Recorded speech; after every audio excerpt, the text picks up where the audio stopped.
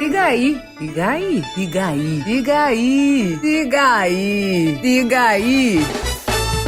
Agora na Rádio Ives, programa Diga Aí, um programa para mexer com suas referências musicais e culturais. A apresentação do cantor e compositor Alisson. Vamos conhecer a produção de artistas independentes de Sergipe do Brasil. Então, diga aí, cola com a gente.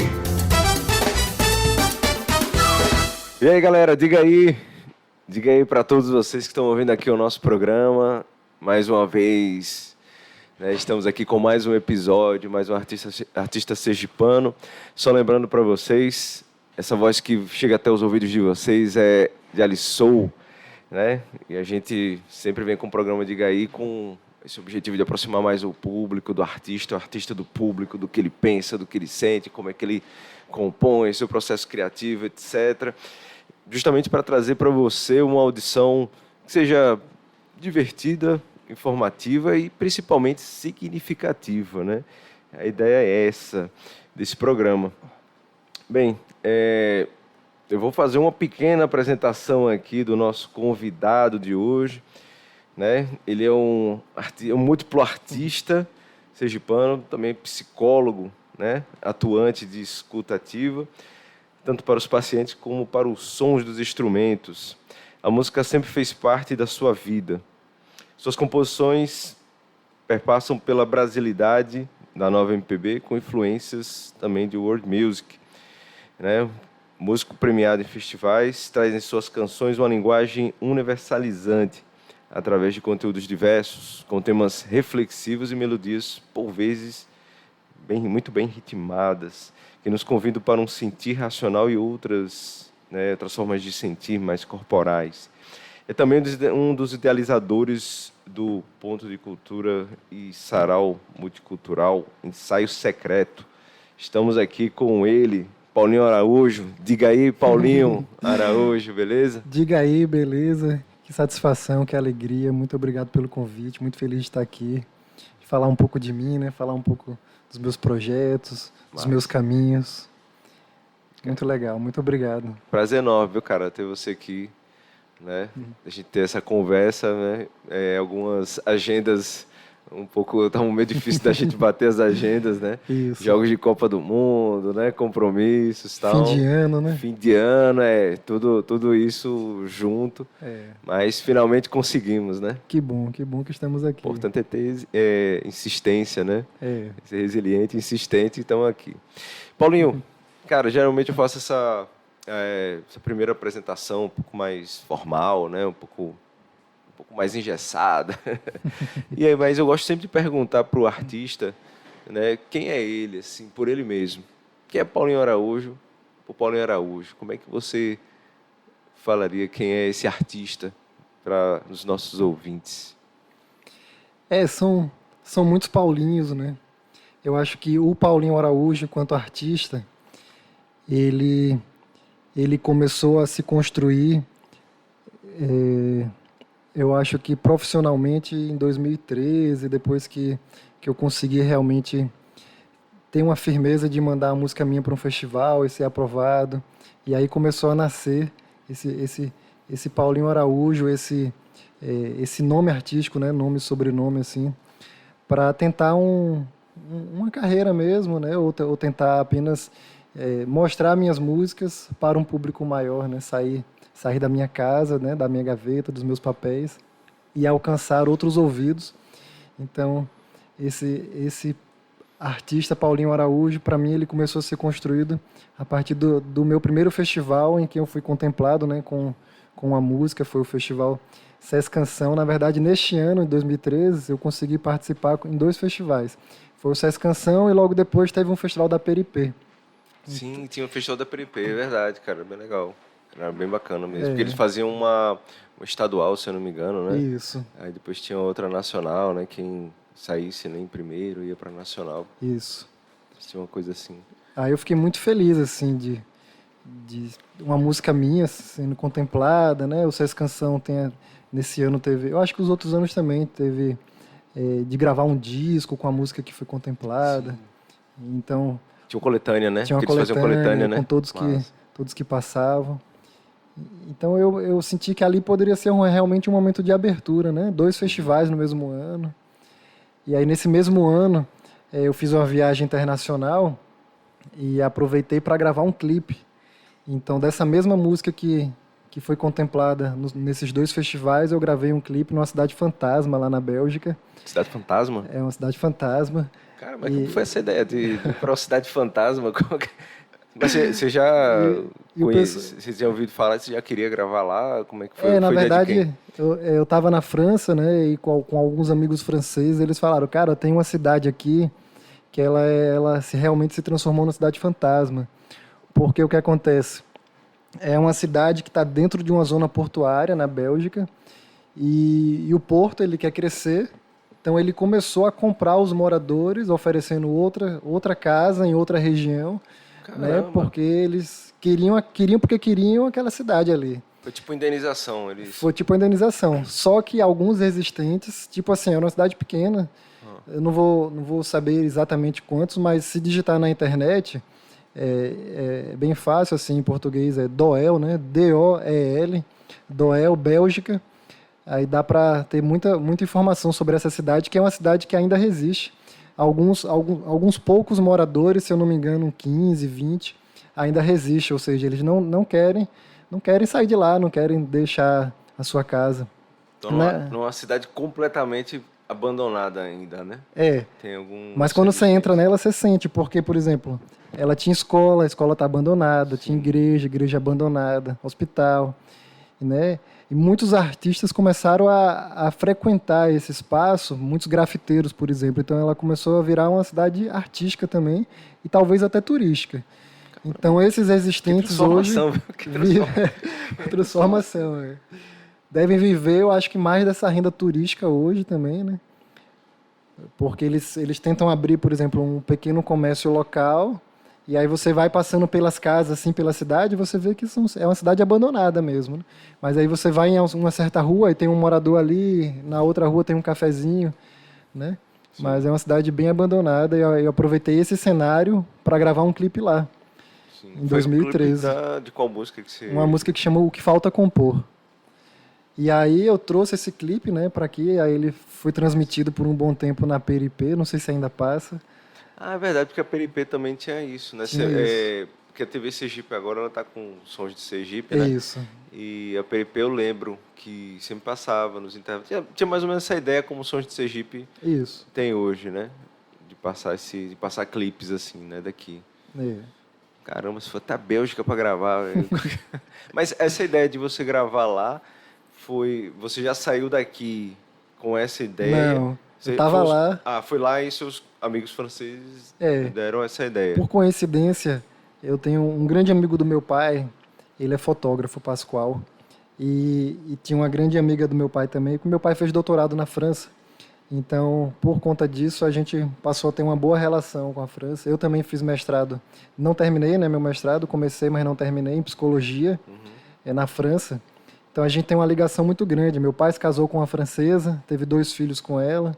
Então, eu tenho 2 irmãos realmente franco-brasileiros. Eu tenho também dupla cidadania, mas... Você também tem, né? Você é franco-brasileiro. Por conta desse casamento, né, do meu pai, a gente conseguiu, na época, eu tinha menos de 18 anos e a lei permitia. Todos os filhos do cônjuge, assim, que tivesse menos de 18, poderia ter direito, eu tive.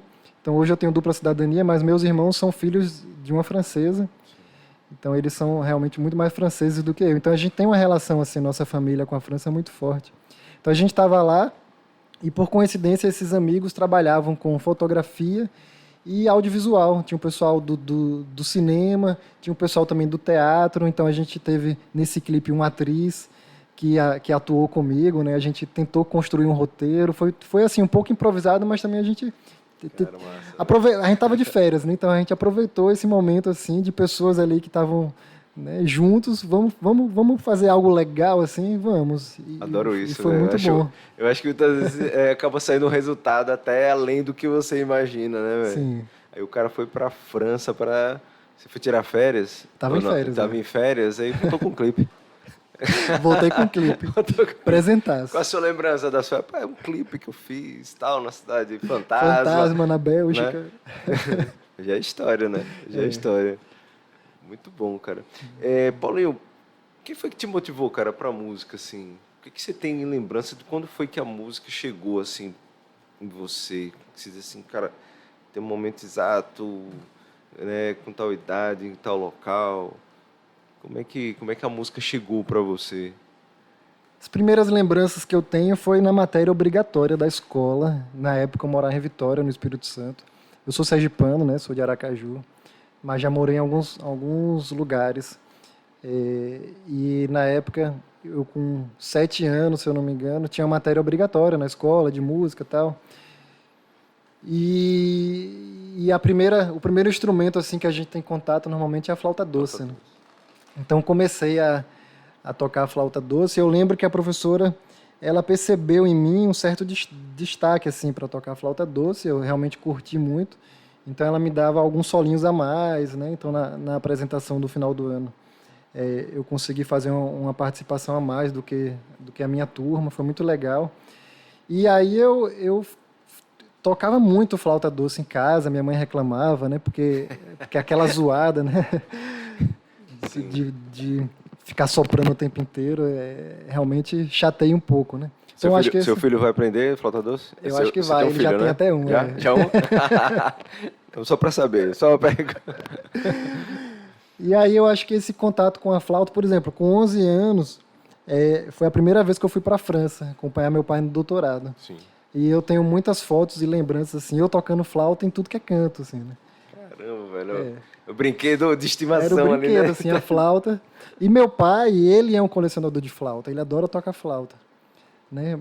Seu pai toca flauta. Toca flauta. Caramba. Só que quando eu comecei na escola, meus pais são separados, eu não morava com ele, morava com minha mãe. Aí depois que eu fui passar esse tempo com ele na França, e ele gosta muito de flautas, vários estilos de flautas, e eu ficava com minha flauta também para cima e para baixo, assim, né? Aí foi legal. Agora o contato com o violão já veio mais tarde. Sim. Já veio perto dos 15 anos. Que aí, junto com... eu sou nascido e criado na Atalaia, eu falo isso assim. Então, com amigos do bairro, a gente começando a conversar assim, a gente falou, vamos montar uma bandinha, né? Formar um grupo, um rock and roll. Aquela ideia, né? Uma banda de rock. Então, você vai aprender o quê? Eu vou aprender guitarra, vou aprender bateria, baixo. Então, cada um falou, cara, então eu vou aprender isso. Aí eu fiquei com o violão para depois ir para a guitarra, né? E aí pedi um violão de presente. E aí com esse violão eu comecei a aprender com revistas de cifra. Ia para banca de revista, ia para banca de revista, comprava uma. Será que tem revistinha ainda hoje? Eu nunca vi. Nunca mais eu vi. Até fiquei nessa Será que tá em extinção, né? Se bem que banca de revista já tá difícil, né? De encontrar. E as revistinhas que eu lembro, porque eu aprendi também, né? Uhum. Aprendi muita coisa com as revistinhas, assim. E eu lembro, assim, que às vezes era um instrumento de socialização também, né? Com quem estava fazendo, porque às vezes você tinha uma revistinha que tinha uma música que o colega queria. E disse, não, cara, eu tenho aqui aquela música que você quer, pá, não sei o que eu comprei e tal. Aí já era uma oportunidade também de se juntar ali, né? Com um colega que tocava o mesmo instrumento e tal, né? Aí tinha essa coisa. Rolava muito isso com vocês, assim, também? Rolava muito. E foi muito bom, assim, porque ela mostrava os acordes, né? Sim. Então, eu acho que a revistinha me ensinou a tocar violão. Né? O dó, ré, e aí ela dizia onde era, eu fui aprendendo. Em pouco tempo, eu já tive minha primeira guitarra também. E em pouco tempo, realmente, a gente já estava tocando juntos. Então, o meu amigo que falou, vou estudar bateria, ele foi para uma escola de música, para o CAM. Então, ele começou a aprender bateria lá. E nesse mesmo ano, foi tudo muito rápido, assim, né? Teve um festivalzinho no CAM. Como ele era aluno, aí ele se inscreveu e inscreveu a gente, assim. Então, eu com 15, 16 anos, fui tocar minha guitarra junto com ele, como se fosse num festivalzinho de rock, assim. Então, a gente meio que realizou ali o que a gente se prometeu, né, enquanto adolescente. Foi legal. A gente tocou em aniversário de 15 anos também, de colegas da própria turma. E é uma banda assim que ela nasceu para isso, assim, só para tocar nesse festivalzinho, alguns amigos, né? Não foi para frente. Sim. Mas o que foi para frente foi o contato individual, assim, que eu tive com o instrumento, né? Porque a partir daí eu comecei a escrever minhas próprias composições na adolescência. A partir do violão. A partir do violão. Comecei a escrever e a, de repente, trazer uma melodia, né, para as minhas escritas. Você é um cara bem curioso com instrumentos, né? Quantos instrumentos você toca atualmente, assim? Eu não sei dizer quantos, porque eu trago por categorias, assim, flauta, sim, ou assim, sopro, cordas e percussão. Porque, por exemplo, flauta, e eu não considero que eu toco, eu me considero um brincante, né? Porque realmente eu nunca estudei música a fundo, né? Eu falo assim, eu sou psicólogo de profissão e músico de coração, né? A música entrou em mim assim mesmo e eu amo. E talvez só na escola lá, com 7, 8 anos de idade, eu tive um contato maior com partitura. Realmente, naquela época, eu sabia fazer uma leitura rítmica ali e tal, mas depois eu perdi isso, eu não sei ler hoje partitura. Então eu perdi, então eu me considero um brincante, assim, né? Eu não domino nenhum instrumento, mas eu brinco com vários, adoro. Então são vários tipos de flauta, eu tenho várias flautas, umas de 8 a 10, percussão, eu tenho muitas percussões, assim, porque tem uma percussão... sala específica dos instrumentos, eu tenho um quarto, é só de instrumento. Quarto só de instrumento, imaginei. Por acaso foi, quer dizer, que eu lembro que na época das lives, né, eu acho que eu vi um vídeo seu, parece num quarto, que estava tocando piano, tinha um teclado, salvo engano, e você estava cantando, e parecia ser um quarto. Sim. Parecia ser um quarto. Foi na época da pandemia, né? Das lives. Era aquele quarto, não? Eu acho que não era esse quarto. Mas no meu quarto eu tinha até um teclado. Eu nunca tive piano, eu já tive um teclado, até que ele quebrou recentemente, eu quero comprar outro. É um instrumento que eu queria aprender mais, né? Mas assim, nas cordas eu fiquei mais com o violão, o ukulele, cavaquinho, a guitarrinha, né? A guitarra, as flautas, pífano, flauta doce... a flauta transversal eu comecei também a aprender. E percussão, assim, um mundo, né? Tambores, pandeiro e efeitos, muitos efeitos. E assim, sempre que eu viajo, eu gosto também de trazer um instrumento local, assim, para casa. Então eu vou um pouco meio que colecionando instrumentos também. Sim. Massa. Eu fiz uma viagem, cara, pra Bolívia. Eu fiquei louco, assim, com aquela quantidade de flautas e também como eles falam, das guitarras, né? Sim, tem o charango. Sim, de diversas escalas, assim, tamanhos. E, enfim, com várias sonoridades. Tipo assim, aí eu lembro que eu fui num museu que contava, assim, né? Eu não estou lembrado do nome do museu, mas que tinha vários instrumentos, né?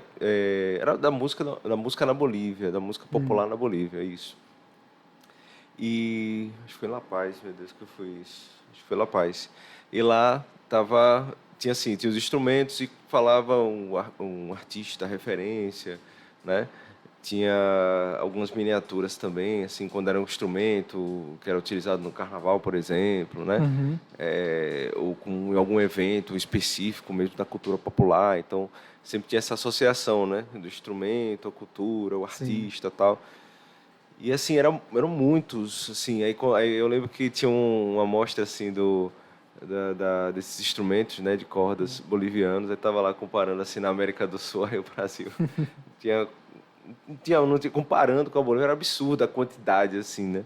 Né? No Brasil tinha poucas referências, assim, né? Tinha referência mais, como a gente conhece, do violão, né? Eu acho que cavaquinho também, né? Acho que o violão de 7 cordas também. E na Bolívia era absurdo, assim, os tamanhos e a quantidade, assim. Aí eu disse, caramba, velho, isso aqui é muito rico, assim. Aí passava uma parte que era aquelas flautas, né? Sim. Aí tinha outra parte que era de percussão, os instrumentos mais de percussão, né? Também tambores de diversos tamanhos, assim, e tal. E era, assim, muito rico, assim, né? Muito rico, musicalmente, assim. Eu fiz uma viagem também que eu pude visitar, assim, uma civilização antiga, né? Os astecas, os maias, quando eu fui pro México. Pô, massa, cara, eu quero muito ir, velho. Assim, pra América Central, né? Porque também astecas e maias, eles são de México, Guatemala. Ali é o Salvador, né? Que era Isso, a parte onde eles povoaram, né? exatamente. E Isso eu deve fiquei ser muito impressionado. rico, né, cara? Fiquei impressionado, assim, como eles faziam instrumentos. Eles faziam instrumentos, por exemplo, com casco de tartaruga, com animais, assim, né? Sim. Com cordas usando couro, usando tripas, né? E eu trouxe alguns instrumentos de lá, mas eu trouxe alguns instrumentos de barro. Trouxe flautas, todas feitas de barro, assim, com formatos diferentes, né? E é muito legal, assim, explorar Inclusive tem uma bem antiga, a ocarina, né? a ocarina A ocarina também, que ela é feita de, se eu não me engano, acho que é de barro de mesmo, né? barro. Que é de barro, né? Que é uma flauta, né? Uhum, Mas bem antiga, né? isso, Pegando essa ideia de utilizar esses elementos, né? Esses elementos naturais que estão ali mais próximos e tal. sim, Cara, é incrível, massa, né? E legal também porque tem essa relação também mística, né? isso. Também, né? Religiosa e tal. É. E a sua, inclusive, assim, aproveitando já pra gente ir entrando dentro foi ótimo, mas tudo bem. Entrando já na sua música, nos seus discos, né? Eu sinto muito, assim, eu percebo muito que a sua música tem uma conexão muito forte, né? Com essa parte, além da cultura popular também, né? Tem uma questão mística, assim, né? Energética. Até em muitas canções, às vezes eu tenho a impressão que estou ouvindo mantra, né? Ou alguma música, assim, mais ritualística, Uhum, né? Ritualística, quero dizer assim, né? No sentido religioso mesmo, assim, no sim. sentido de conexão mesmo, né? Com o sobrenatural e tal, né? Você consideraria que isso é o estilo mais do Paulinho? Eu acho que tem esse lado também. Eu acho que talvez por conta das viagens, né, mas também por conta eu tive meu contato com a yoga com 16 anos, mais ou menos, 15, 16 anos, com a grande mestre xamânica. E eu acho que a partir dessa idade, depois eu fiz uma formação com ela de reiki, terapia reikiana. Então fui entrando por esse caminho bem jovem. E, e eu acho que isso foi trazendo realmente um contato para mim com os mantras, né? Com um certo tipo de espiritualidade, assim. E pelas leituras que eu fazia também, enquanto adolescente e tal. Eu acho que minha música traz um pouco isso. Depois, já por conta da minha família também, e por curiosidade minha, né? Depois, já entrando na psicologia, eu fui cada vez mais querendo conhecer mais as religiões e as viagens também, né? Então, eu ia em certos locais para conhecer a religião ou ia em certos locais para conhecer a cultura, né? Me aproximei muito de algumas tribos indígenas, né? No meu primeiro disco eu gravei com os Cariri Chocós. Sim, cara. Depois eu Eles, queria que você contasse um pouco dessa experiência também, mas, enfim, pode continuar, depois a gente vai falando um pouquinho sobre isso. e aí foi muito bom, assim, eles vieram para cá, Massa, cara. gravaram comigo, depois vieram para o show de lançamento. Então, realmente, a minha música tem essa coisa mística também, essa coisa ritualística, assim, né?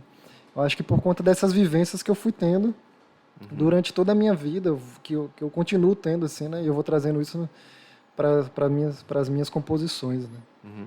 Então, cara, esse contato aí com os Cariri Chocó, como é que você chegou até eles, né? Como foi que, claro que a música É. foi um ponto de contato, mas como é que foi esse contato, a chegada até eles, tal, né? Esse convite, você já tinha uma ligação religiosa ou era mais musical ou a Não, eu ligação de viagem? já tinha participado de uma vivência, né, com os Cariri Chocós, lá de Porto Real do Colégio, Alagoas, com o cacique Pauanã, e eu já tinha participado de umas 2 vivências, talvez, e a gente fez uma amizade, assim, né, a minha família com ele.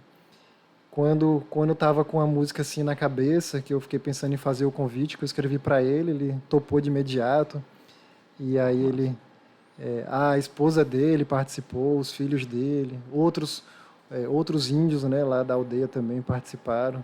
Então foi muito receptivo, assim, né? Porque eles gostam muito também de trazer a mensagem deles, né? Sim. Trazer a cultura deles. E eu acho que casou muito com a música, assim. Eu acho bem legal essa interação também, né? Porque alguns outros artistas sergipanos também fazendo também esse contato, né? Eu lembro, acho que da Eloa Ela também, né? Que já, é o mesmo pessoal já que ela fez um gravou. trabalho. Já fez Paulo um trabalho André. junto, né? Isso. E quando a gente conversou com ela, né? Ela falou assim, fez essa pergunta também por conta de algumas ligações, que ela disse que ela já antes da música ela já tinha um contato com eles, né? Uhum, Até por isso. conta também de que ela conhecia, né, uma das pessoas lá, ela cresceu, né, meio que junto. E mais tarde, né, quando ela estava adolescente e tal, ela começou também a se interessar, né, por quem era, né, acho que era um amigo dela, né, ou seja, de conhecer a cultura dele, tá, de fazer as coisas, de participar, né. E a ligação dela, ela fala muito isso, né, que ela meio que faz parte, batizada, vamos assim dizer, né, junto com os Carreiros de Chocó, tal, né, antes dela gravar, tal, né. No processo ela gravou também um clipe Isso. também lá, né, no Rio São Muito Francisco, bonito, tal, bem bonito, bem bacana mesmo. Então ela tinha essa ligação assim, religiosa, uma ligação social também, né? Isso. E a música também veio para dar essa coroada, né? Isso. Fazer essa coisa. Eu acho bacana quando a gente explora esses outros lados de Sergipe também, né? Porque às vezes tem a coisa assim, muitas vezes da zona de conforto, né? Ou a ligação mais às vezes com o que está fora, com o que está distante, do que com o que está dentro, né? E explorar ir mais para dentro, né? De Sergipe, que tem tanta riqueza, né? Tanto os espaços diferentes, né? As regiões, no caso, seja no Baixo São Francisco, onde Sim. né, o pessoal está no sertão também, né? Que tem outras características ali, Canindé, Glória, tal, né? Isso. O Sul, Centro-Sul. Então, eu acho bacana assim quando o artista sergipano também ele faz esse espraiamento, vamos assim dizer, né? Ele começa a explorar a si mesmo também, né? A sua própria cultura, né? Eu acho bacana, porque vai trazendo um espelho também, né? Meio que revelando algumas coisas, às vezes estão escondidas também, né? E é massa isso. Bem, Paulinho, na capa do seu segundo álbum, foi realizado em Ponta dos Mangues, não foi? Foi. Onde você gosta, que eu lembro que eu tinha lido num caso, né? Acho que foi entrevista sua, se não me engano, que você comentava que você guarda memórias afetivas, né? Memórias fortes de lá, né? Isso. Como foi para você assim, para gravar esse álbum, né? Você retornar lá, né? Para fazer o trabalho. Como é que foi lidar com essas energias, assim, de voltar a um local que você tinha tantas memórias afetivas e ao mesmo tempo você estava voltando para fazer um trabalho que também, né, envolve outras, né, afetividades? Sim. Ponta dos Mangues é um local que eu tenho contato desde criança. O Baixo São Francisco como um todo é um local que eu tenho muito contato assim desde criança por conta da minha família.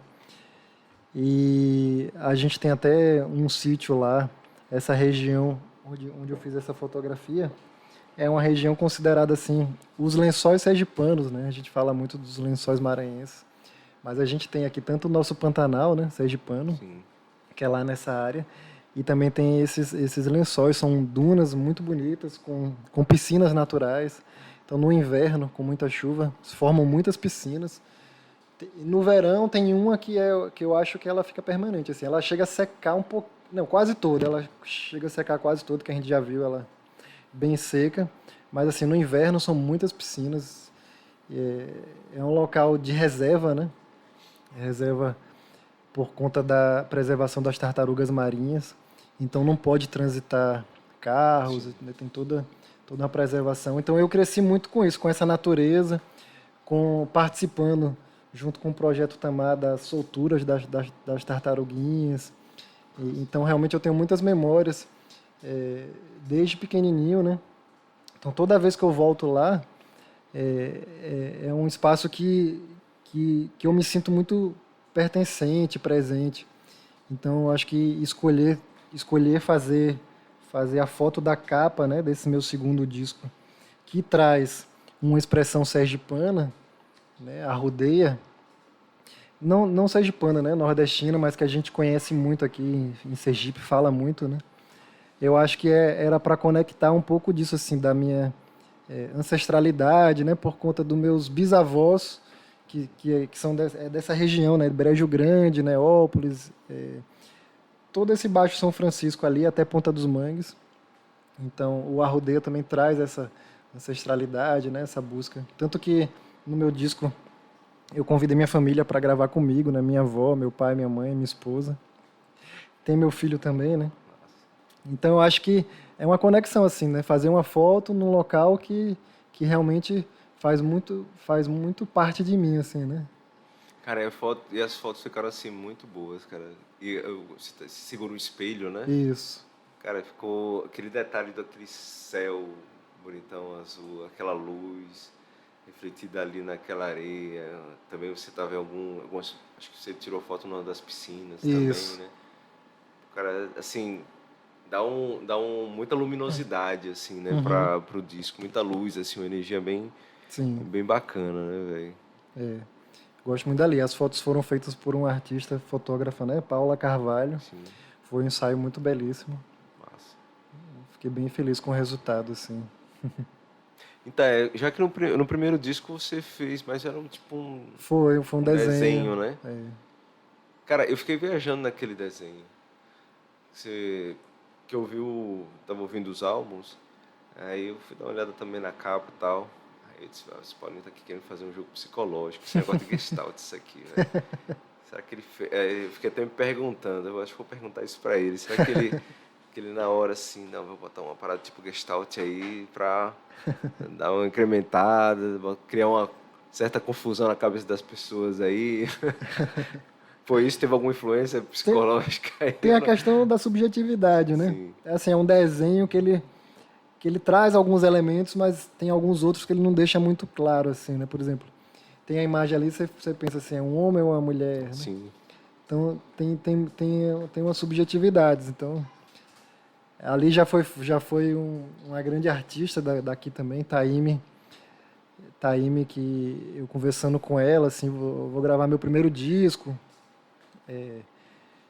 traz um pouco dessa influência da world music, uma coisa do mundo, tal, elementos da natureza.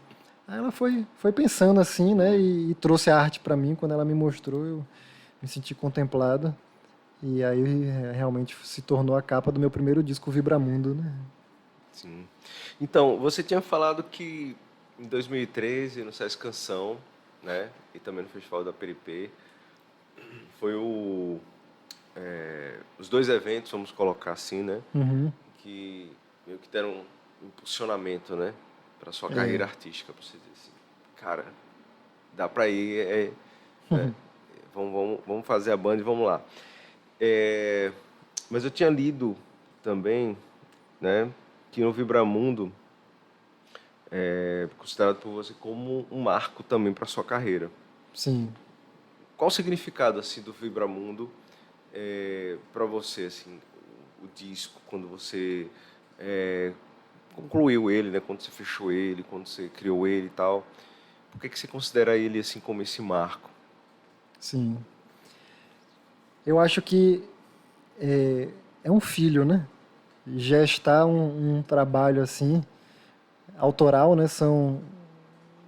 Só tem uma música que não é minha, que é do compositor já falecido Ismar Barreto, mas todas as outras desse primeiro disco são composições autorais. Então, colocar, de certa forma, quem eu sou para fora, assim, e gestar isso, né? E ter ele em formato físico também, em CD, por mais que as pessoas não ouçam muito, né? Mas ter o disco, ter o encarte, era a realização de um sonho mesmo, é um marco, porque eu sempre gostei muito de colecionar CDs. Sim. De ver CDs, de ver o encarte, né? De escutar a música e saber quem está tocando o que ali, de acompanhar a letra.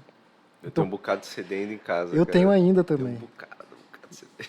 E recentemente, assim, há 2 anos atrás, talvez na pandemia, eu estava sem aparelho para ouvir CDs, e aí eu dei de presente para minha esposa um que toca vinil, toca CD, toca pendrive, Bluetooth, todo moderno, assim. Então hoje eu consigo ouvir meus CDs.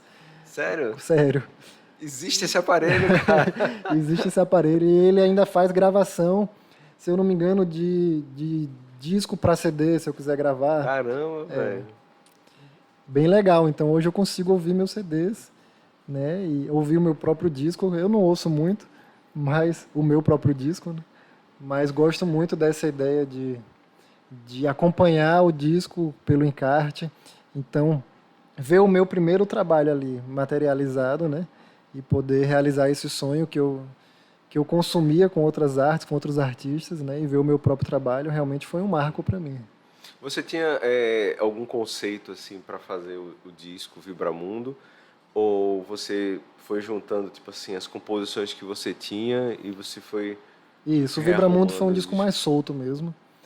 Eu tinha muitas composições e, e não sabia como priorizar elas assim, né? No festival Sesc Canção eu conheci o maestro James Bert e a partir desse festival eu fiz o convite para ele, né? Fiz o convite, eu participei desse festival, ele fez a direção lá e depois eu ouvi o disco de Heitor Mendonça que ele tinha feito os arranjos e tal. Então eu gostei, fiz o convite para ele poder fazer essa direção, né? O meu segundo disco também foi arranjado por outra pessoa, porque eu tenho essa ideia assim, como eu não sou músico profissional, como eu não tenho leitura, eu acho que cada disco meu vai ter uma pessoa diferente, um profissional mesmo da música, para fazer todos esses arranjos, né? Toda essa parte profissional. Então o primeiro disco foi James Bert, o segundo foi Rafael Ramos. Então, com o James, eu tinha muitas músicas assim, e eu acho que eu mandei muita coisa para ele e a gente não conseguiu selecionar assim para dar uma ter realmente um direcionamento porque minhas composições estavam muito soltas, eram composições que eu tinha 15 anos, 16, depois já eram composições mais novas, né? Então, e eu queria gravar as composições antigas e queria gravar as novas, então eu estava meio perdido, né? Então eu acho que ela ficou um disco assim com uma roupagem de muitos ritmos, né? Então tem bossa nova, afoxé, tem essa primeira música que falta compor que tem a influência do jazz manouche lá na França. Então ela tem muitos elementos rítmicos assim, né? Tem influência também da nossa regionalidade aqui do samba de coco, né? Que eu trago na música Criança Cirandeira. Então tem um pouco de tudo, talvez um pouco de tudo do que eu sou assim. Mas o próprio disco ele não teve assim um conceito, vou trabalhar em cima de um conceito só, Sim. né? O Arrudeia não, já foi diferente, ele já teve realmente mais um conceito. Já foi mais pensado Já foi assim, mais né? pensado, cada música, né? Quer que ia entrar, por que ia entrar. O Vibramundo foi um pouco mais solto. Massa. Paulinho, uma dúvida, assim, duas na verdade, assim, como é que é o seu processo criativo, assim, para a criação das músicas? Porque tem compositores que, de certo modo, tem um momento, né, o local para compor, né? Tem outros que são mais orgânicos, vamos assim dizer, né? Acabam construindo, catando frases, tal, né? Ou uma melodia assim, que vem de um refrão, já anota, e depois vai construindo o resto, tal. Como é que é o seu processo criativo? Você tem algum tipo de ritual para compor? Ou você é mais orgânico? Como é que é o seu processo criativo? É muito mais orgânico e eu percebo que, assim, se for para trazer de moldes gerais, a dor, em momentos que eu passei por sofrimentos, né, de dor, eu escrevi mais, né, do que outras emoções, por exemplo. Mas eu tenho músicas de amor, fiz música para o nascimento do meu filho, tenho música para algumas pessoas, mas assim, eu tenho muito mais músicas com momentos de, vamos dizer, de sofrimento mesmo, de lutos que eu passei, Sim. ou de questões de justiça social, né? Eu trago muitos também na minha música. É um lado forte, assim. Então, teve o período que eu passei fazendo mestrado na França, que eu não concluí, foi um momento que eu passei um luto muito grande na minha vida, né? Perdi meu padrasto, que estava junto há 20 anos com minha mãe, e não consegui retomar o meu mestrado, voltei para o Brasil, e aqui eu já emendei numa pós-graduação. Fui ficando e meu mestrado ficou trancado, está trancado ainda hoje. Mas eu fui fazendo outra vida, né? Por aqui. Mas nesse momento lá, eu acho que foi o momento que eu mais fiz música. Porque eu ficava muito tempo só, num quarto, sozinho, então sempre estava saindo uma música ou outra e tal. Né? Foi um processo de muita criação. Agora, por exemplo, nesse momento agora, em 2022, eu fiz poucas músicas. Fiz poucas músicas, talvez por conta da correria do dia a dia, né? Da paternidade, do trabalho, toda essa questão. Meu processo criativo ele tá um pouco de lado, assim, quase não fiz música. Na pandemia, sim, fiz músicas, que inclusive uma delas entrou pro disco, a música Terra. Ela nasceu bem na pandemia mesmo, né? E fiz algumas outras. Eu tenho um processo muito de música instrumental. Nunca gravei música instrumental, mas eu tenho algumas composições instrumentais, assim, que às vezes eu fico tocando para mim mesmo. E às vezes eu fico tentando ver se chega alguma letra, às vezes eu percebo que não, ela realmente é só uma música instrumental mesmo. Mas você não pensa em gravar uma música instrumental? Tipo, colocar em algum álbum e tal? Já pensei, eu acho que eu quero talvez fazer isso em algum momento. Ou talvez um próprio álbum também de um EP, não sei, de música instrumental, coisa parecida. Eu penso. Tanto para trabalhar as instrumentais que eu já tenho no violão, mas para trabalhar também algumas que eu tenho na flauta, assim. Não sei ainda como fazer isso, mas são projetos futuros, assim como eu penso em ter um disco só infantil também, porque eu tenho algumas composições. Cara, também? Músicas infantis? Músicas infantis. E agora com o nascimento do meu filho, né? Ele já está com 3 anos, mas eu tenho algumas músicas assim, então de repente também, não sei se um EP, né? Sim. Poxa, legal, cara. Pô, massa. Não, eu acho legal, assim, que quando eu vejo, assim, composições infantis, eu acho tão mais difícil, cara, não sei. Tão mais difícil você fazer uma composição voltada para criança, porque, isso eu tô falando por mim, né?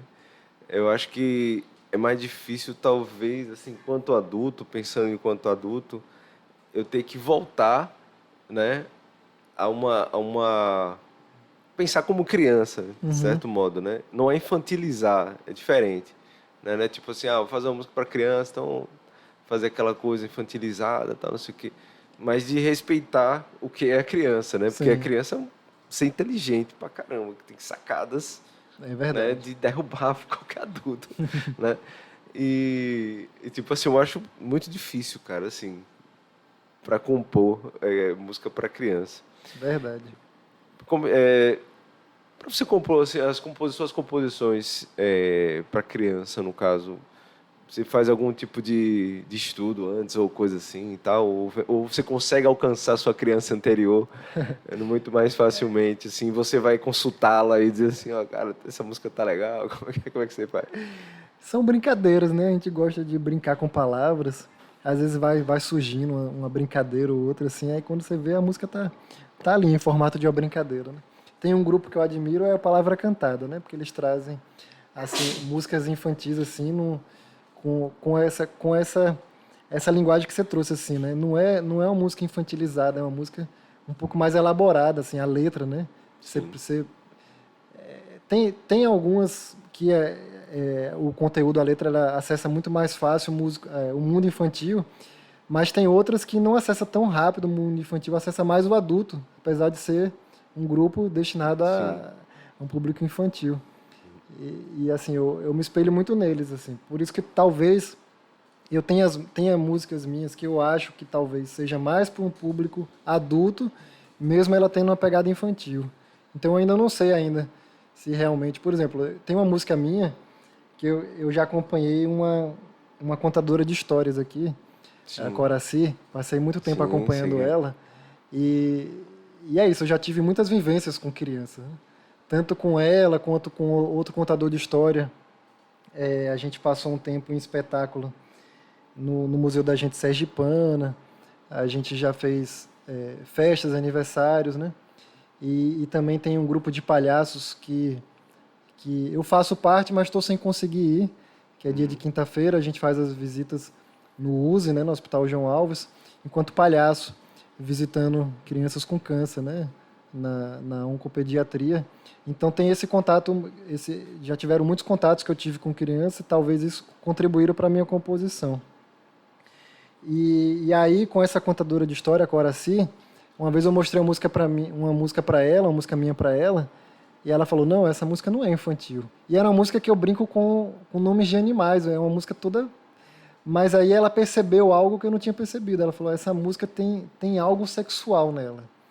E esse algo sexual nela já não cabe mais, assim, ó, tem que ter cuidado, né, para apresentar isso para um público infantil. É algo que dá para conversar muito, assim. Por exemplo, Mamonas Assassinas, né? Sim.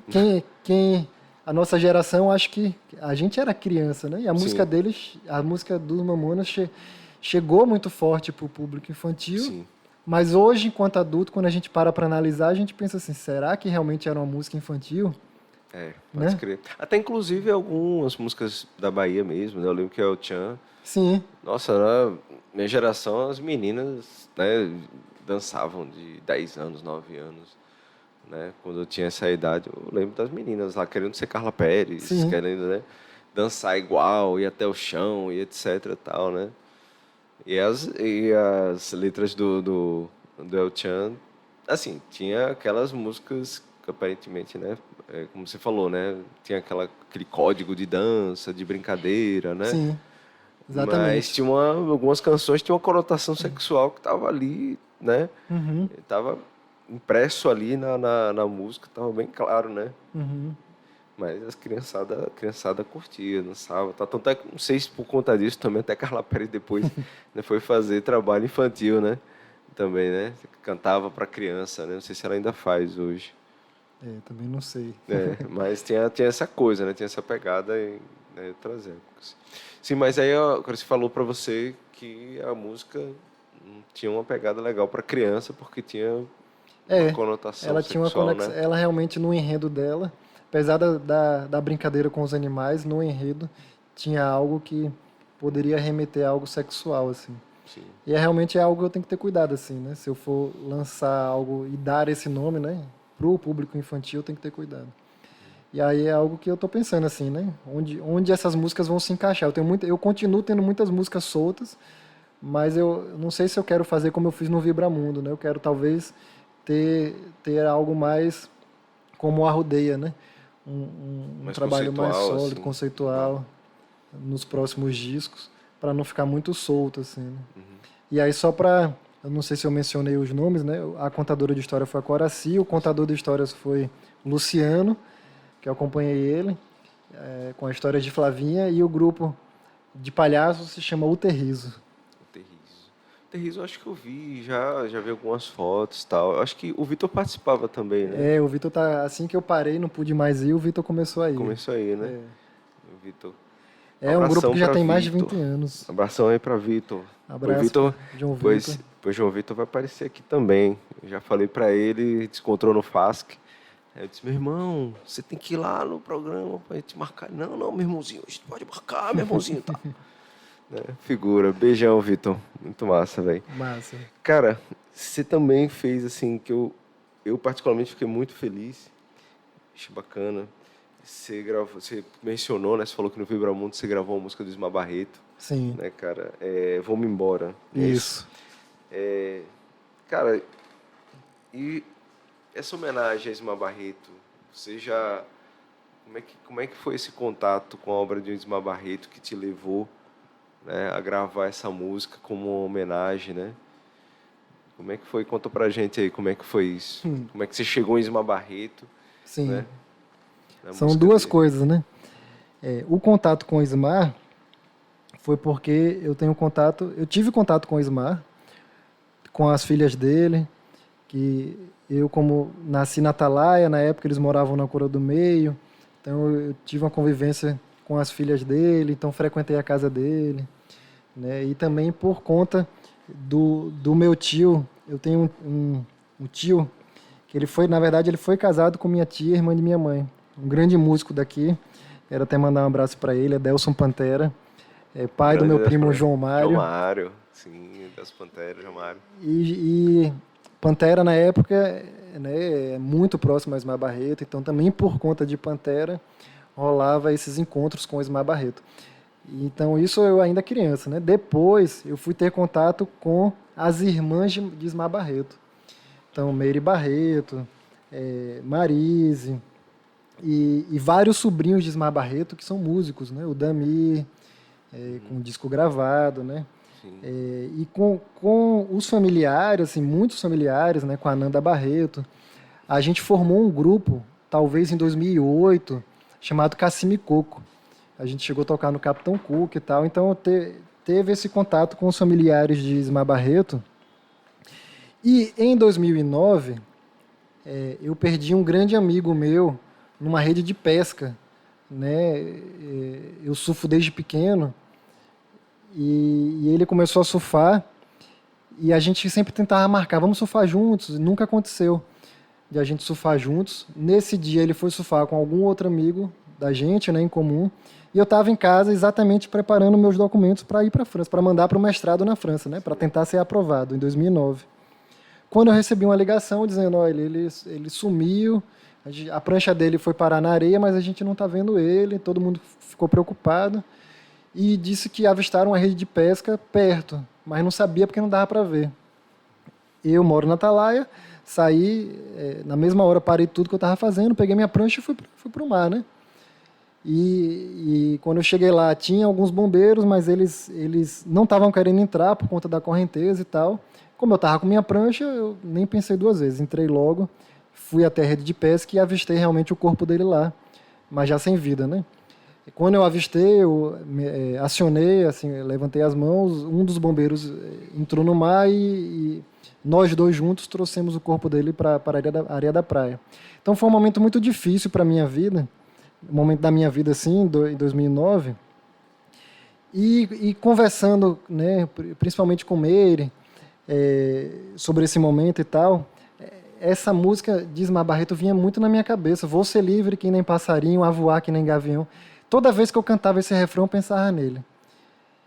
E aí pronto, essa música me marcou de um jeito que eu falei, não, ela precisa entrar no meu disco, assim, porque ela me marcou, ela me tocou. E ó que eu tive contato com muitas músicas da obra de Ismar Barreto, né, por conta dos familiares, mas essa me marcou por conta dessa situação específica. Então, eu gravei muito pensando no meu amigo, né, também, essa música. Cara, que história, viu?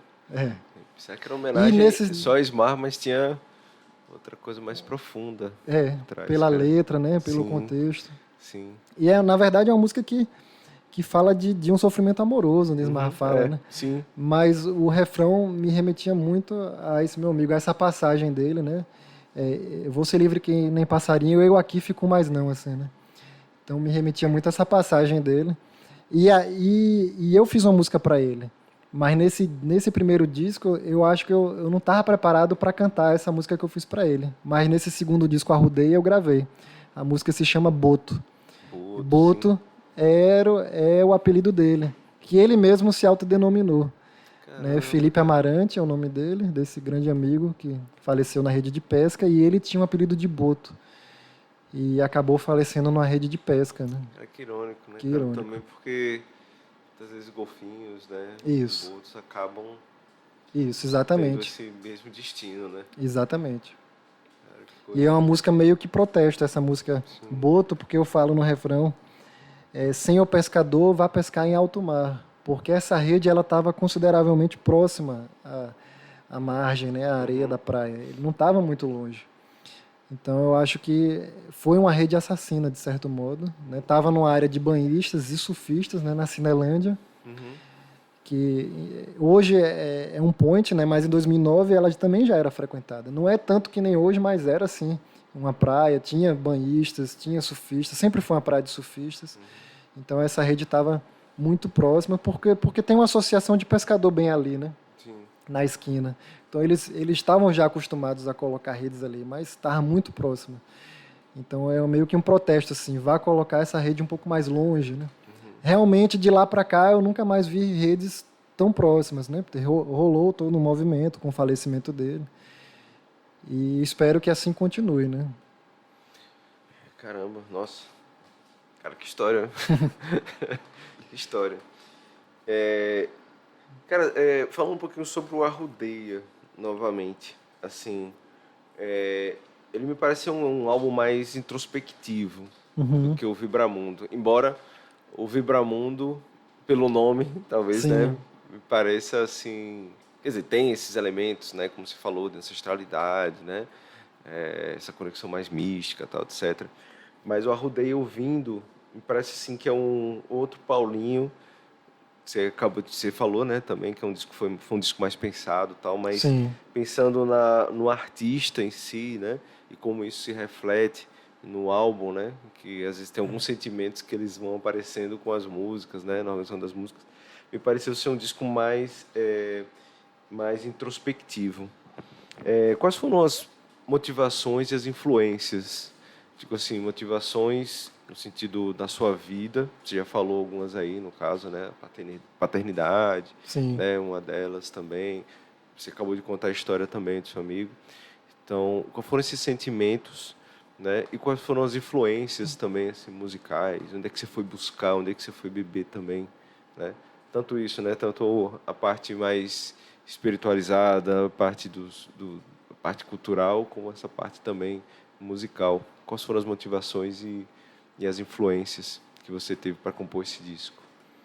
Interessante que lá em 2016, né, quando eu lancei o Vibramundo, eu já tinha esse nome Arrudeia. E talvez o primeiro disco ele poderia ter se chamado Arrudeia, mas o nome Vibramundo chegou e eu senti que poderia ser mais um momento do Vibramundo mesmo. E eu fiquei com esse nome Arrudeia, Arrudeia. Então ele foi chegando o conceito, né? O Arrudeia ele traz algo circular, algo espiral assim, ele traz morte e vida o tempo inteiro, né? E a vida é isso, ela é morte e vida, né? Renascimento. Então, Tem até uma espécie de manifesto, né? Que você fala no final, sabe? Eu acho que no final até de um show que se fez, uhum, né? isso. Que eu assisti no final. Acho que no próprio disco tem, né? No final, Tem. né? Sabe? Isso. Esse texto. E aí eu falo, desistir não é uma opção, a Arrudeia é assim, né? É assim, é um disco de superação mesmo, né? De dar a volta, se tiver um obstáculo, a gente fala muito isso assim, né? Arrudei, Sim. né? Tem um obstáculo ali, você fala arrudei. Ou seja, por outro caminho você vai conseguir chegar onde você quer. Né? Então eu trago muito isso nesse disco, eu trago esse conceito.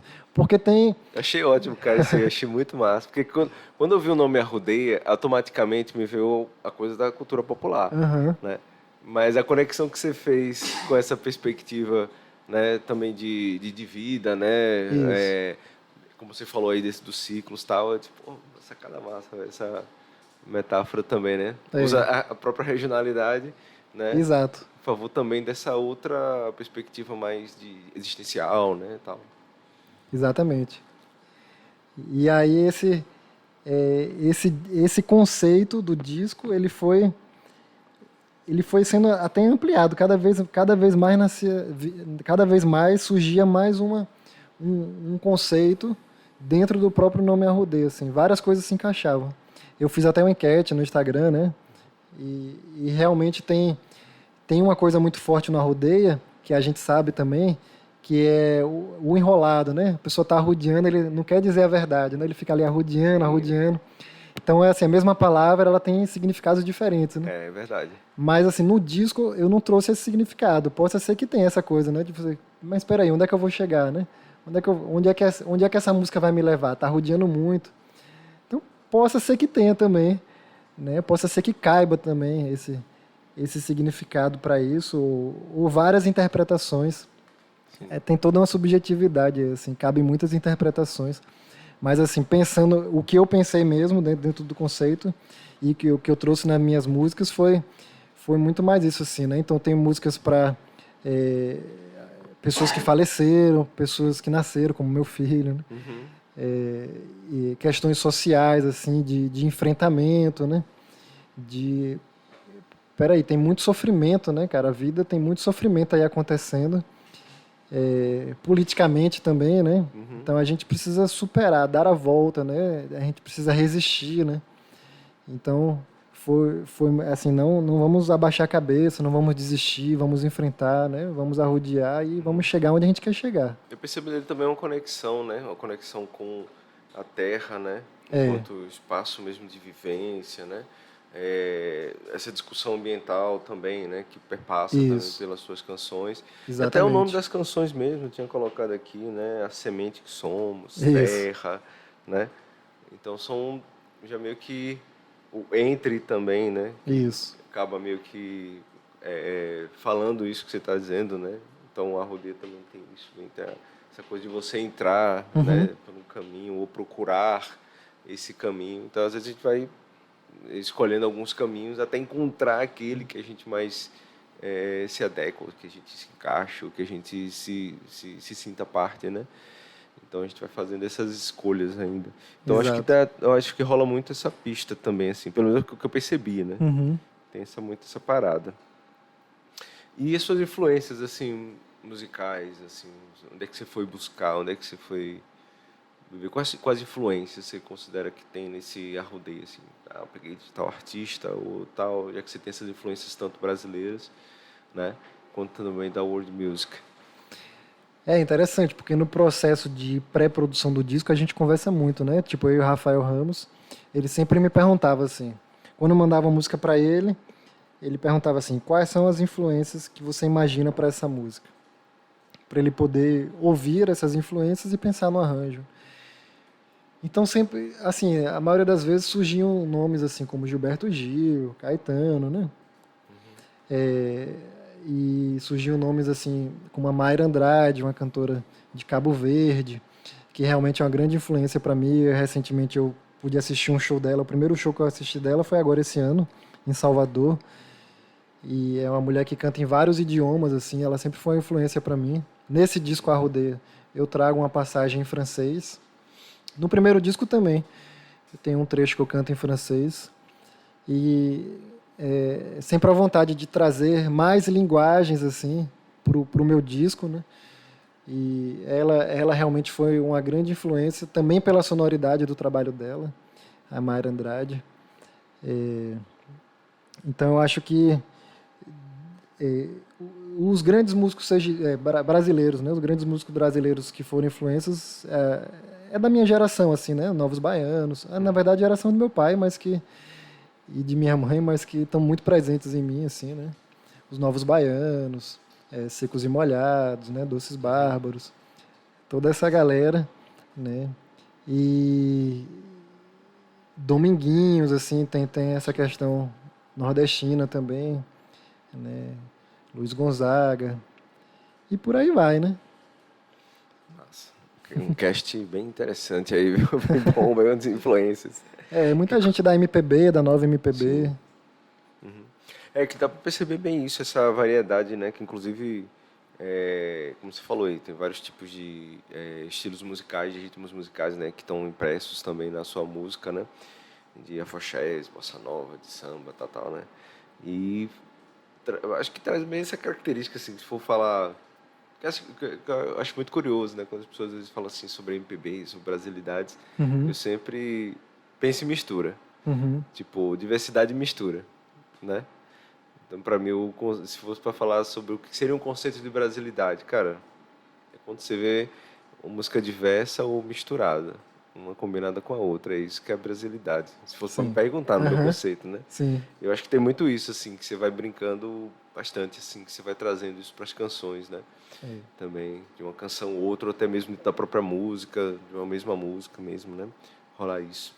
Cara, também você já falou, né, sobre essa questão, sobre as canções, no caso, reflexivas, e até eu anotei uma aqui, já tinha falado sobre isso, né, as canções reflexivas, sobre a vida como linha, né, como ciclo também, né, que você tinha comentado. Exato. E tem uma parte que eu achei bem bacana, bem bonita, assim, acho que é da abertura de Entre, se eu não me engano, deixa eu ver, isso, da faixa da abertura Entre, né, você fala assim, até eu inspirei e o mundo entrou em mim, depois eu expirei e eu entrei no mundo, até que eu inspirei e o mundo entrou em mim, voltei a nascer. Isso. Cara, essa conexão, para mim essa tem uma expressão de conexão mesmo com, assim, como posso dizer assim, que você não é só um indivíduo, né, isolado, Por que eu estou falando isso? Porque normalmente, assim, dentro do mundo que a gente está vivendo, acho que cada vez mais a gente está se deparando assim com um mundo meio que tenta nos atomizar mesmo, né? Tornar a gente meio que separado, como se a gente estivesse no mundo, mas como se a gente não se sentisse parte dele, né? Uhum. E para mim, assim, esse trecho é muito um trecho de conexão, Uhum. de busca. Interessante. Essa letra ela faz parte de uma música chamada A Troca. Aí esse disco tem algumas parcerias. Essa letra, quem fez foi minha esposa. A música, eu musiquei. E a história dela é bem interessante, porque foi assim. Ela de vez em quando escreve e posta no Instagram. Aí uma vez ela postou, né, essa poesia dela, e eu printei e guardei, porque me tocou. E me tocou exatamente essa passagem aí que você está trazendo. Uhum. E eu fiquei com isso na cabeça, assim, tal. Poucos dias depois, eu peguei o violão e a melodia começou a vir para essa poesia, assim. Mas muito rápido, assim. Eu lembro que em 1, 2 dias, a minha melodia estava um pouco verde ainda, mas estava meio que pronta já ali. E foi assim, foi tudo muito rápido, tudo dentro talvez de 1 mês ou 15 dias, talvez. Aí ela chega em casa, nessa época a gente já estava morando juntos, aí ela chega e fala, estou grávida. Aí ela me anunciou a gravidez, assim, nervosa, chorosa. E aí eu fui acalmando ela, falei, sente aqui, encosta aqui. Aí eu não falei nada, peguei o violão e toquei essa música para ela. E aí eu toquei essa música. Quando eu toquei, a gente se abraçou, chorou bastante. E aí começamos a conversar.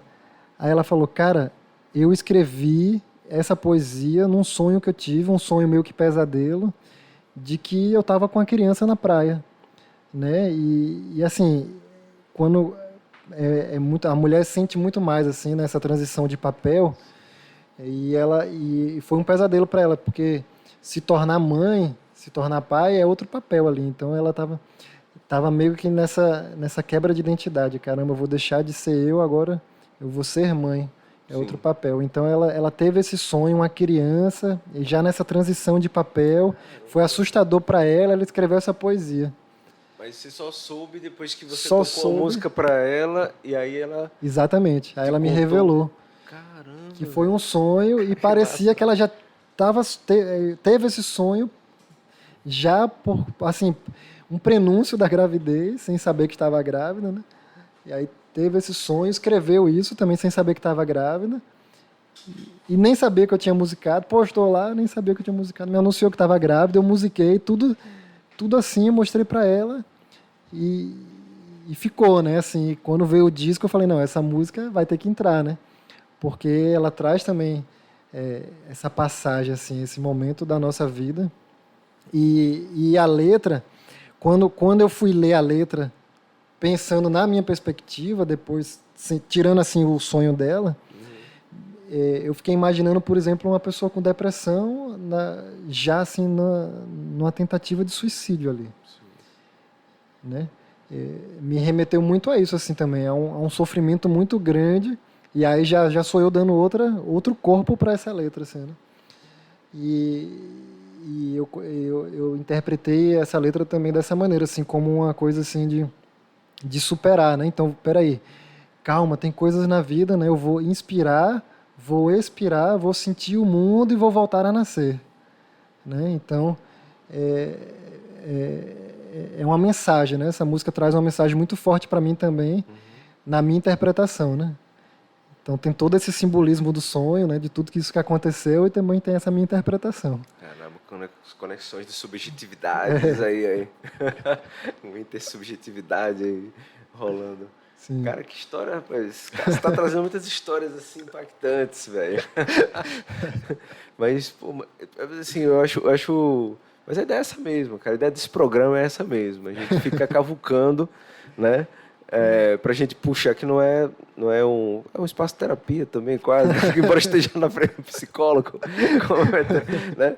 O cara tá contando aqui para vocês, assim, né, todo o processo criativo. Mas eu acho legal isso porque muitas vezes, né, eu particularmente gosto bastante de ouvir histórias sobre música, assim, né? Processo de composição. Sim. E até, inclusive, assim, vou contar uma história rápida, tinha uma coleção que era de personalidades de artistas, eu não lembro qual era a editora que tinha, que era assim, fulano por ele mesmo.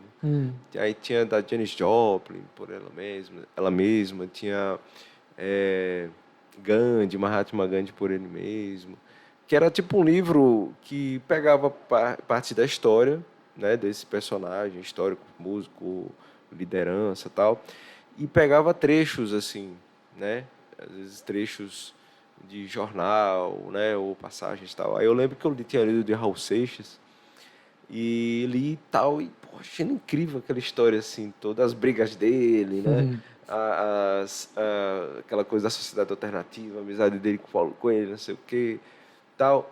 E eu lembro claramente que quando eu fui ouvir, eu já ouvi Raul, né, mas depois do livro, quando eu fui ouvir muitas das canções que se contava no livro, parecia que ganhava outras cores, entendeu? Assim, pô, essa música agora tá fazendo sentido para mim. Eu gostava dessa música, eu tô gostando mais ainda, porque agora eu tô entendendo o que tá rolando aqui, né? Então, assim, eu acho que essa relação do cara contar o que era, como a música nasceu, ou de onde tirou, qual foi a motivação, tal, etc. Eu acho que dá um outro brilho também, né? Deixar mais humanizada, talvez, né? Deixar mais humanizada, assim, né? Tipo, como é que foi feito. É legal saber a história da música. Eu curto pra caramba, cara. Curto pra caramba. Então, Paulinho, a gente tem também aí, né, a sua participação no Ensaio Secreto também, né? Sim. Está completando aí 7 anos, né? Esse ano de 2022. Isso. Né? Então, ouvintes que estão ouvindo aí, não sei, em 2045 ou qualquer outro momento, né? O Ensaio Secreto era um evento, um sarau assim, que reúne um monte de gente bacana, de artista e tal. Queria que você falasse um pouquinho sobre esses 7 anos de resistência assim, da arte, o que representa, no caso, o Ensaio Secreto, e as pessoas também que estão por trás, né, dessa organização. Sim. Queria que você falasse um pouquinho sobre o Ensaio Secreto, para os ouvintes que ainda não conhecem. Né? O Ensaio Secreto é um sarau multicultural que nasceu em dezembro de 2015. Então, em dezembro de 2022, completando 7 anos aí de existência e resistência, né? É um evento que acontece todas as segundas-feiras. Desde que nasceu, nunca ficou sem ter uma edição. Ou seja, a gente... Até o Apocalipse. Até o Apocalipse e além. E além. A gente teve um prenúncio de Apocalipse com a pandemia, né? Pois é, aí veio esse além. Na pandemia então, a gente pensou, caramba, será que é o Apocalipse? Mas então é um Ensaio Secreto pós-Apocalipse já, isso. Né? E mesmo na pandemia, como todo mundo se reinventou, né? Um Ensaio Secreto também, então a gente passou para o formato virtual. Então as segundas-feiras elas aconteceram de formato virtual, fizemos muitas lives assim pelo Instagram, pelo nosso canal do YouTube, Ensaio Secreto.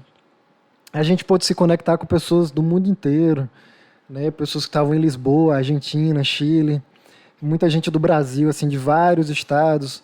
E eu acho que permitiu isso, né? Foi uma conexão interessante que a pandemia trouxe, de a gente poder se conectar com artistas assim de diversos locais. E o Ensaio Secreto traz também várias rodas de conversa, né? A gente sempre gosta de pensar e discutir vários temas, oficinas. Como é um evento multiartístico, né? Não é só música, então é música, poesia, teatro, dança, tudo de arte, né? Exposição de fotografia, exposição de esculturas. Na verdade, a gente está sempre aberto para qualquer tipo de manifestação, todas as segundas-feiras, então basta chegar no Ensaio Secreto. Sempre vai ter um momento do palco livre, sempre vai ter um momento de intervenção, sempre vai ter um momento de fila de poesia, que você pode trazer a sua poesia ou interpretar qualquer outro texto, né? É um evento assim que... eu tenho uma formação no Teatro do Oprimido, E eu aprendi muito isso lá com Augusto Boal. Não existe um telespectador, né? Todos são telespectador.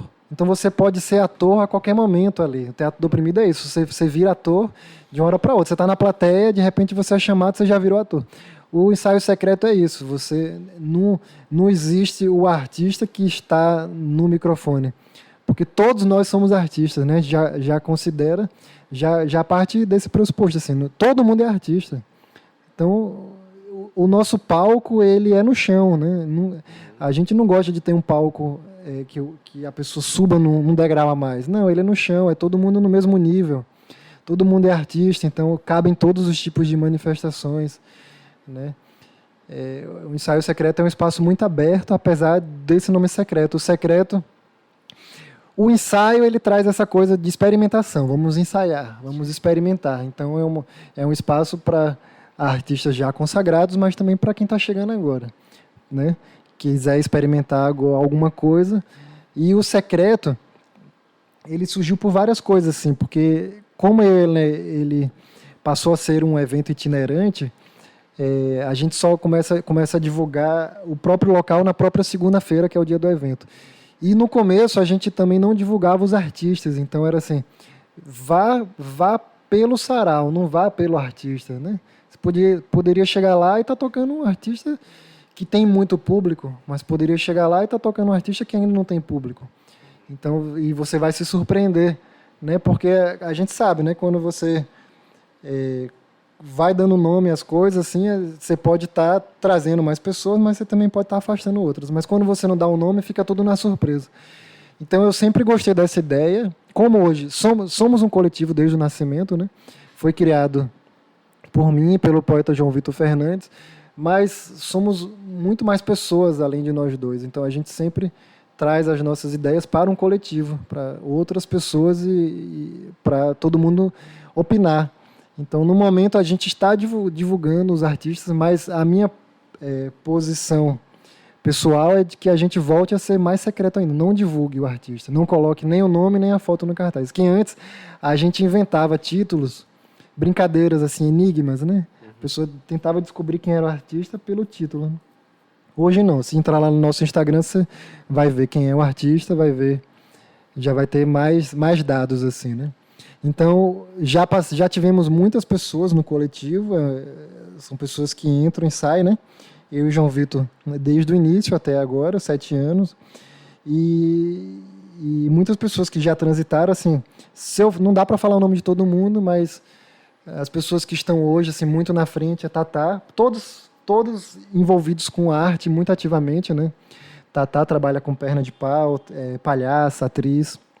Mauá trabalha com contos, causos, né? É uma poesia muito diferenciada que ele traz, os causos muito irreverente, muito reflexivo, muito legal. O Pedro, que é um excelente artista plástico, pintor, desenhista, né? Pedro, Mauá, Tatá, eu, João Vitor, e aí temos o João Paulo, que é um palhaço também, um poeta, que também está com a gente, né, agora, né, nessa nova composição, né?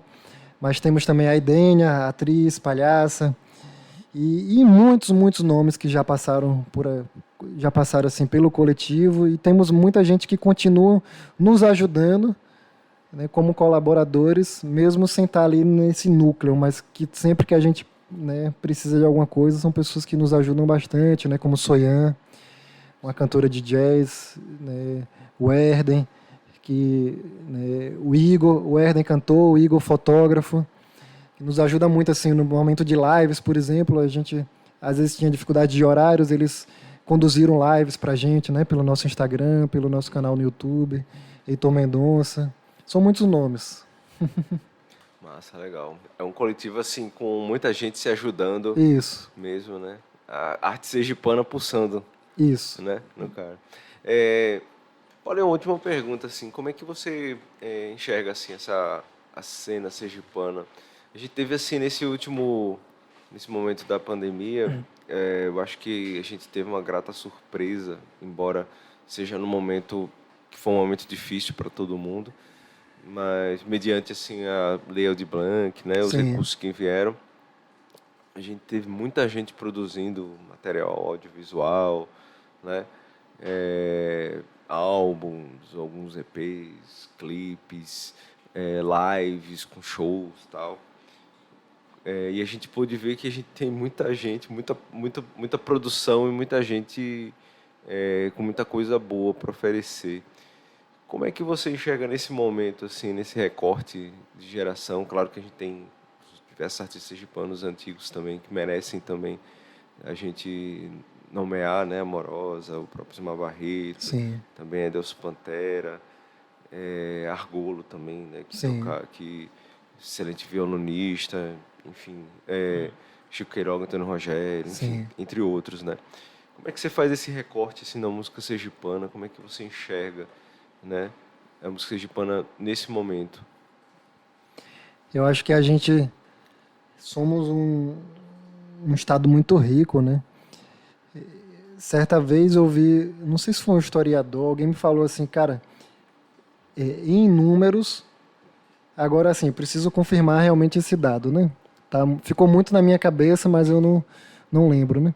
O cara falou assim, em números, Laranjeiras tem muito mais grupos, né, e ritmos do que, por exemplo, Olinda. Então ele trouxe assim uma informação para mim que eu não tenho certeza, mas trazendo assim como, e mesmo que não seja, a gente sabe que Laranjeiras realmente é um município muito rico assim de grupos folclóricos, de ritmos, de tanta história, né? E quando a gente amplia assim para Sergipe, nosso estado, e como você trouxe, né, os artistas um pouco mais antigos e os artistas da nova geração, a gente vê que, cara, a gente tem muita coisa mesmo, muita. Né? Com o Ensaio Secreto, eu acho que me permitiu presenciar muita coisa, assim, né? De variedades, de estilos e muita gente boa, muita gente produzindo, muita coisa. Aldir Blanc realmente fez a gente ver muita gente botando para frente, né? Sonhos, assim, clipes, EPs, singles, discos. Uma produção muito grande, muito boa, assim.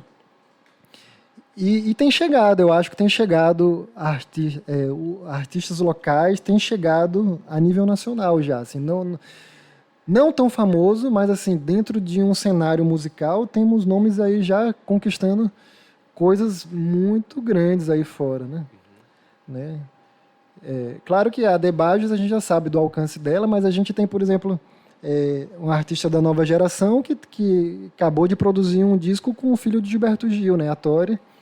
Ela acabou de ter um disco produzido, que inclusive eles vão estar aqui em Aracaju, Manhana e Ben Gil, fazendo um show com a Tori, que lançou um trabalho junto com a família Gil. Então imagina, assim, a gente tá tendo alcances muito grandes a nível nacionais, assim, né, de muita gente. Eu fico muito feliz. A própria Ela também, né? A própria Ela. Teve a produção Carlinhos do Brown na Candial, né? Também. É muito rico, né, isso. Tem acho que o Cidade Dormitório, né, que também tá com o Bruno Montalvão, Sim. fazendo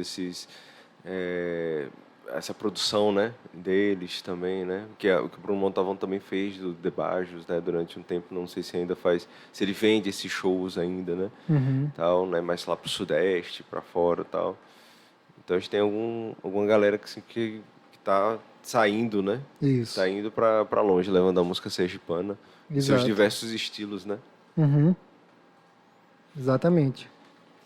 Acho que tem muita gente aí, tem muita música aí, tem muita arte em geral aqui, que a gente precisa se somar cada vez mais, né? Fortalecer, assim, para lançar mais um mundo mesmo, né? A arte é muito fluida, né? A gente sabe que é que nem vento, assim, né?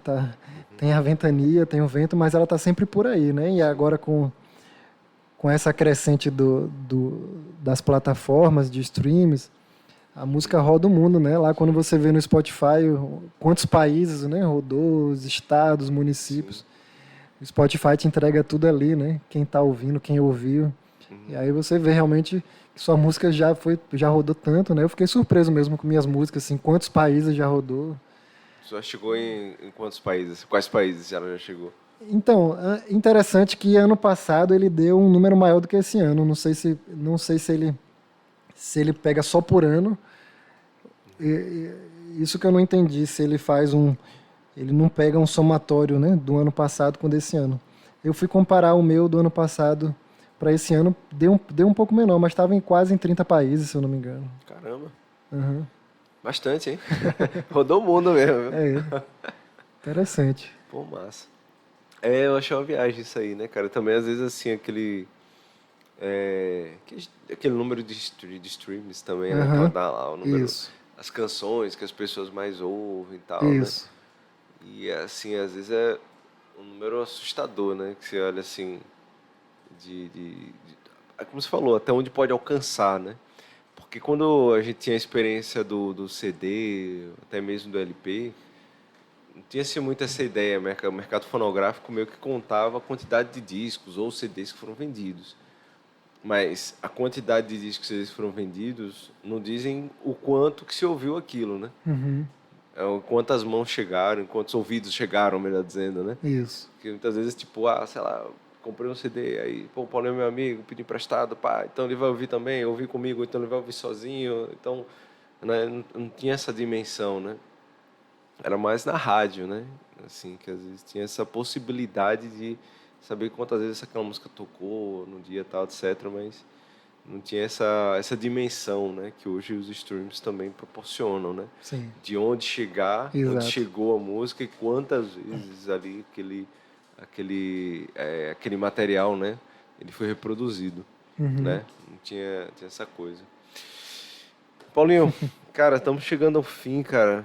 O bate-papo fluiu, viu? Diga aí. Diga aí. Por isso, diga aí, é isso, cara. Fluiu, a gente vai falando, né? Fazendo os links aí, Sim. né? Com uma coisa e outra, cara. E, poxa, a gente vai construindo aí uma conversa que eu acho que foi uma conversa bem bacana, cara, bem produtiva, que a gente caminhou em diversas coisas, né? A gente foi no seu trabalho musical, aprofundou nas histórias também, né? De algumas canções que você compôs. A gente chegou também, né, na sua vida, né, íntima, né, mas Sim. pessoal, quando você falou Verdade. desse anúncio também, né, do seu filho, né, tal, então, enfim, essas outras reflexões sobre cena sergipana, sobre arte, nossa, esse programa é bacana por isso, é uma troca, cara, eu fico super feliz com isso. Muito importante, muito Bacana. bom. Eu queria agradecer bastante para você, Paulinho, assim, por você ter aceitado o convite, cara, de vir aqui conversar, de bater esse papo. E de ter trazido também para a gente, né, para o público que está ouvindo e tal. E para mim também, né, a oportunidade de poder conhecer um pouco mais, né, além dos álbuns, né, que eu ouvi, né, quando você lançou, principalmente o Arrodeio, e proporcionar também, né, de eu ouvir com mais atenção, né, também para vir conversar com você e tal. Então, eu queria agradecer bastante, cara, por você ter vindo aqui, né? As portas estão sempre abertas, né? Enfim, a rádio também tá aí, né? As plataformas para divulgar o trabalho dos artistas sergipanos. Sim. E também por você ter vindo aceitado o convite aqui, cara. Obrigadão mesmo. Eu que agradeço, muito importante esse espaço assim da Rádio IFES, né? O podcast, diga aí, esse formato podcast, né? Que tá numa crescente muito grande, assim, né? É a segunda vez que eu participo de um podcast. Massa. E é muito legal, mas é a primeira vez porque a primeira vez que eu participei foi falando do ensaio secreto, algo muito específico, né? Agora é a primeira vez que realmente eu estou me aprofundando na minha obra. Então você me proporcionou isso, né? Falar mais intimamente das minhas composições, do meu disco. Então eu agradeço bastante por esse espaço, por falar de mim, falar dos meus projetos, né? Falar do ensaio secreto também. Agradeço demais. Muito importante, vida longa ao Diga aí. Massa. Muito obrigado, Alisson. Muito feliz de estar aqui com você. Massa, Paulinho. Estamos juntos também para divulgar mais sobre a música sergipana, né? Sobre os eventos também que fazem parte também da cultura sergipana. Vida longa ao ensaio secreto. Esperamos mais álbuns de Paulinho Araújo que vem aí, né? Com mais força, mais conceito. E vamos nessa. Bem, só para deixar o recadinho para vocês, né, ouvintes, o Diga Aí, ele sempre acontece na Rádio IFES toda sexta e sábado, das 10 às 11. Na sexta-feira passa o programa, no sábado é a reprise, né? Caso não dê tempo de você ouvir na sexta-feira, mas no sábado você pode arrumar aquele espaçozinho, se tiver de folga. Se não conseguiu ouvir, não tem problema, você vai ouvir também no podcast. Você pode, qualquer seu tocador favorito, você vai lá, Spotify, Cashbox, Google Podcasts, Apple, Deezer. Então, você vai escolher, você não tem para onde correr. Você não conseguiu, você não consegue pagar, tá, não sei o quê, porque não estou sem grana.